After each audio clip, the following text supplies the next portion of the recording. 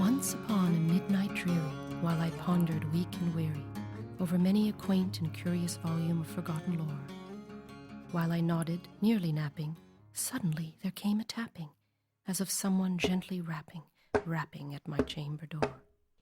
"'Tis some visitor," I muttered, tapping at my chamber door, "only this and nothing more." Ah, distinctly I remember it was in the bleak December, and each separate dying ember wrought its ghost upon the floor. Eagerly I wished the morrow, vainly I had sought to borrow from my books surcease of sorrow, sorrow for the lost Lenore, for the rare and radiant maiden whom the angels named Lenore, nameless here forevermore. And the silken and uncertain rustling of each purple curtain thrilled me, filled me with fantastic terrors never felt before, so that now, to still the beating of my heart, I stood repeating, "'Tis some visitor entreating entrance at my chamber door, some late visitor entreating entrance at my chamber door. That it is, and nothing more."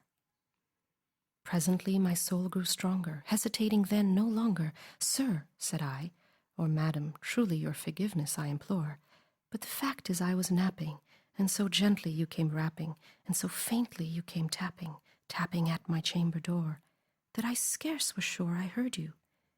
Here I opened wide the door. Darkness there, and nothing more. Deep into that darkness peering, long I stood there, wondering, fearing, doubting, dreaming dreams no mortal ever dared to dream before. But the silence was unbroken, and the darkness gave no token, and the only word there spoken was the whispered word, "Lenore." This I whispered, and an echo murmured back the word, "Lenore." Merely this, and nothing more. Back into the chamber turning, all my soul within me burning, soon again I heard a tapping, somewhat louder than before. "Surely," said I, "surely that is something at my window lattice. Let me see then what thereat is, and this mystery explore. Let my heart be still a moment, and this mystery explore. 'Tis the wind, and nothing more."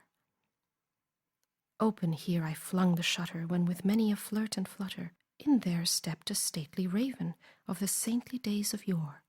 Not the least obeisance made he, not a minute stopped or stayed he, but with mien of lord or lady perched above my chamber door, perched upon a bust of Pallas just above my chamber door, perched and sat, and nothing more. Then this ebony bird beguiling my sad fancy into smiling, by the grave and stern decorum of the countenance it wore. "Though thy crest be shorn and shaven, thou," I said, "art sure no craven. Ghastly, grim, and ancient raven, wandering from the nightly shore, tell me what thy lordly name is on the night's Plutonian shore."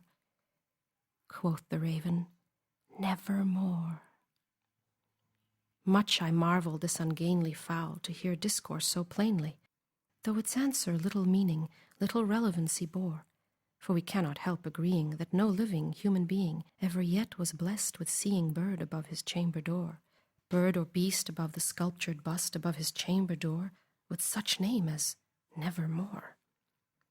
But the raven, sitting lonely on the placid bust, spoke only that one word, as if his soul in that one word he did outpour. Nothing further than he uttered, not a feather than he fluttered, till I scarcely more than muttered, "Other friends have flown before, on the morrow he will leave me, as my hopes have flown before." Then the bird said, "Nevermore." Startled at the stillness broken by reply so aptly spoken, "Doubtless," said I, "what it utters is its only stock and store, caught from some unhappy master whom unmerciful disaster followed fast and followed faster, till his songs one burden bore, till the dirges of his hope that melancholy burden bore, of never, nevermore." But the raven still beguiling all my sad soul into smiling, straight I wheeled a cushioned seat in front of bird and bust and door. Then upon the velvet sinking, I betook myself to linking fancy onto fancy, thinking what this ominous bird of yore, what this grim, ungainly, ghastly, gaunt, and ominous bird of yore meant in croaking "Nevermore." This I sat engaged in guessing, but no syllable expressing to the fowl whose fiery eyes now burnt into my bosom's core. This and more I sat divining, with my head at ease reclining on the cushion's velvet lining that the lamplight gloated over, but whose velvet violet lining with the lamplight gloating over she shall press, nevermore. Then methought the air grew denser, perfumed from an unseen censer swung by seraphim whose footfalls tinkled on the tufted floor. Wretch, I cried, thy God hath lent thee, by these angels he hath sent thee, respite and nepenthe from thy memories of Lenore. Quaff this kind nepenthe, and forget this lost Lenore. Quoth the raven, nevermore. Prophet, said I, thing of evil, prophet still if bird or devil, whether tempter sent or whether tempest tossed thee here ashore, desolate yet all undaunted on this desert land enchanted, on this home by horror haunted, tell me truly, I implore, is there balm in Gilead? Tell me, I implore. Quoth the raven, nevermore.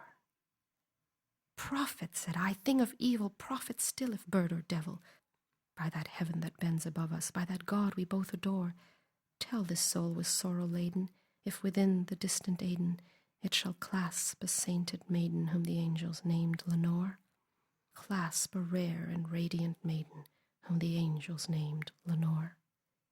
Quoth the raven, nevermore. Be that word our sign of parting, bird or fiend, I shrieked, upstarting. Get thee back into the tempest and the night's plutonium shore. Leave no black plume as a token of that lie thy soul had spoken. Leave my loneliness unbroken. Quit the bust above my door. Take thy beak from out of my heart, and take thy form from off my door.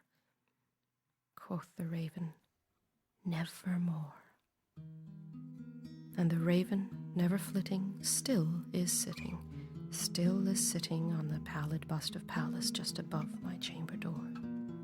And his eyes have all the seeming of a demon's that is dreaming, and the lamplight over him streaming throws his shadow on the floor, and my soul from out that shadow that lies floating on the floor shall be lifted nevermore.